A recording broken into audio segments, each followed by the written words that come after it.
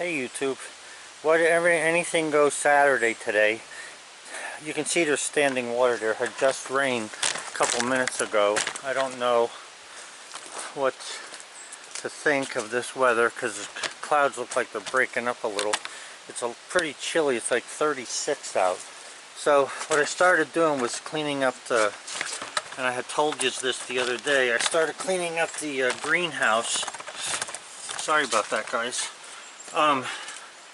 So here's where we stand right now. If you notice, these buckets were all filled with peppers, and the pepper plants were very tall. So my wife cleaned off all the peppers that she could reach. So I'm getting another. Let me see if you can see this. I'm getting another bucket of peppers from the remnants. So the good thing about these peppers here is that no matter how big or small they are, you can use them. You don't have to wait for them to get to a certain size to be able to use them. So something small like this can be cut up and and that's what she'll do. She'll cut them up and freeze them, and then she'll use them later for stuff. I don't know if you guys ever eat stuffed peppers, but man, that's one of my favorites, and when she makes that, it's unbelievable. So anyway, I'm getting rid of the bushes, because with the temps the way they are, there's no sense in trying to keep this stuff growing because it's not going to grow. It's just gonna, as they say, kick the bucket, and that's all there is to it. So the stuff that I'm taking out of here, let me see if I'm backed up all the way. There we go. The stuff that I'm taking out of here then will be used as to help make compost. Boy, some of these plants are really giving a lot of peppers. It's a shame that we can't take the time to leave them grow again, but I just don't have room for this, and besides, we're going to be moving lumber in here, so we need to get all this stuff out of the way.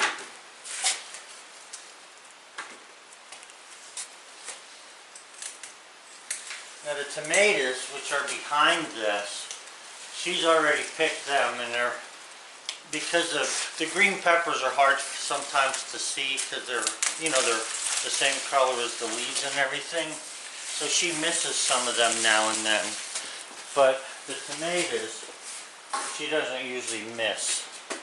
So the tomato bushes, you can see how crazy they went. This is 12 foot high up to the ceiling. They went absolutely bonkers again. And there are flowers on them wanting to give more tomatoes, but the tomatoes are picked over, so we're just going to cut the plants off. They could be saved. You know, you could actually keep these plants growing, but it just becomes a jungle, so there's no sense in fooling with it. Okay, so all the buckets you're seeing there now are from the pepper plants, and what we do is I hang rope from the ceiling rafters, or the ceiling joists, to be able to tie the plants up. So all I do is tie them onto the bucket handle, and then tie the plants to the rope. So now what has to happen here is the perlite has to be separated from the actual root ball. Like here's the root ball for this, the root ball for that. The peppers don't have really big root balls, but those root balls have to be pulled out of there. Shake the perlite off. This one's pretty big. This can be thrown away, but you want to try and get the perlite off of them, because the perlite doesn't really disintegrate or anything. It doesn't rot, and it ends up being all over the place if you don't bury it. Okay.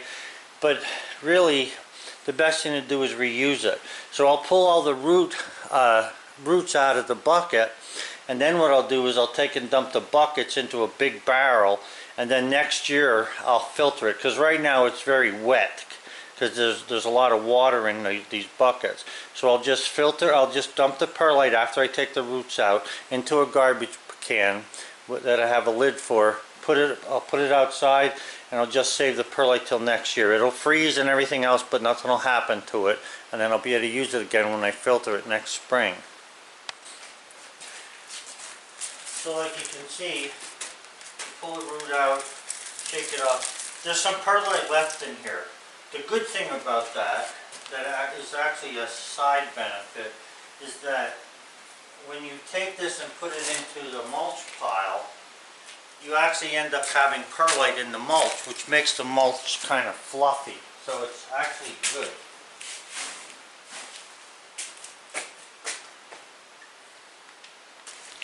So then I have this garbage can, and I'm just going to dump the perlite in there. These bags will take and just set them in the bucket for now.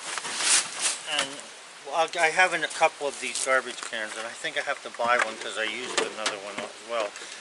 But anyway, you just dump the perlite in there and it'll just stay in there till next year.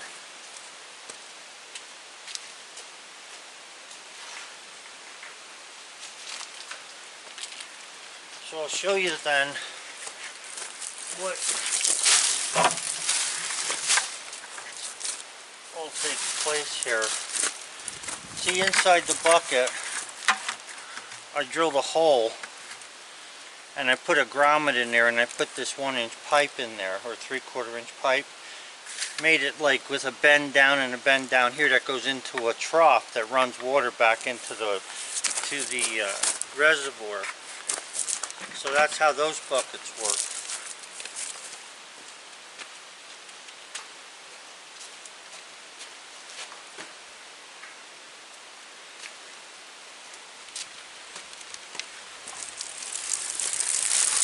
You don't necessarily have to have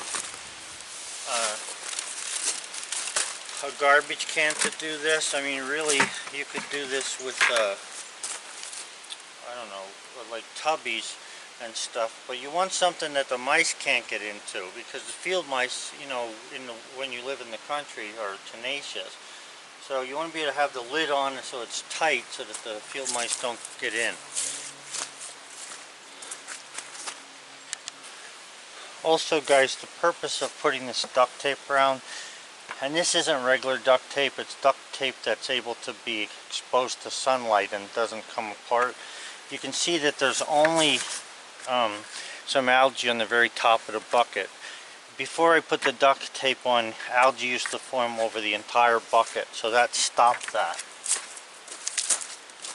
I probably wouldn't have had a whole lot of algae even on the top of the bucket.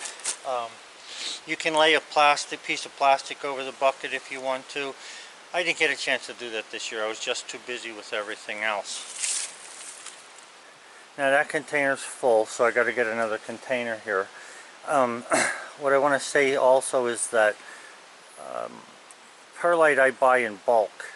Like, in other words, I buy great big bales of it because it's cheaper that way, and it's reusable. So if you take care of it like I do, what you see me doing here, it's a lot better than it is later on to try and, you know, keep buying more, because I get it, but it's about 150 miles away from here. My one daughter brings it to me when I need it in her SUV, but you know, it's better. I mean, it's a savings. If you have to buy everything new for hydroponics every year, you'll find out that it doesn't pay for itself unless you have a great big. You'd have to have a greenhouse 5 times this size to be able to change everything all the time and be able to get enough fruit to pay for that stuff, and it just doesn't pay you to do it. But it depends on how you're looking at value. The idea that we can walk in here anytime and get a fresh tomato or a fresh lettuce from the things in my office, or fresh peppers, is a major you know, accomplishment in eating good food. Now these ponds that you see here, this was supposed to be cabbage, and this is to my grandkids. Listen, I really appreciate you taking the time to write all these different things on these rocks. But at 65 years old, this is a real pain in the butt to carry these rocks all over the place. Not that we don't appreciate your effort, but really, it's too much work, and all you're doing is adding to the work. So don't give us stuff like this. Give us stuff that's going to make our life easier, like help. So anyway, what I was saying about this is there were cabbages in here. Every one of these was 4 heads of cabbage, 4, 8, 12 heads, which would give us a bucket full of sauerkraut. Now we have sauerkraut, so we're not really hurting. However, even though Carmine and my wife did a good job watering these buckets over here, they neglected to look at these. And at one point, because they were, growing so well, they were sucking a lot of water up, they became empty and nobody filled them. So we lost all our cabbages. The truth hurts, but that's what the truth is.